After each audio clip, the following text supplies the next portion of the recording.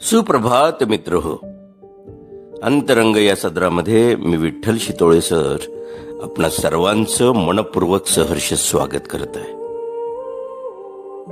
काय सुंदर प्रवास असतो माणसाचा बघा.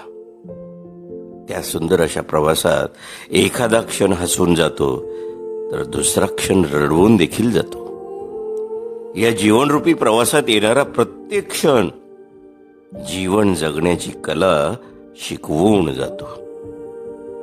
सगळ्यात महत्वाचं म्हणजे कुणालाही दुखावून मिळवलेला आनंद कधी सुख देऊ शकत नाही, पण इतरांना आनंद मिळावा म्हणून स्वीकारलेला त्रास हा नेहमी सुखच देतो. बरं,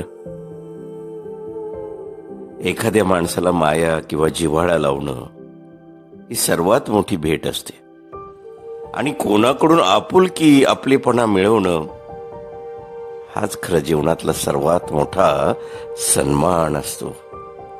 लिहिणाऱ्याला अगदी मनापासून सलाम. अभिवाचन विठ्ठल शितोळे.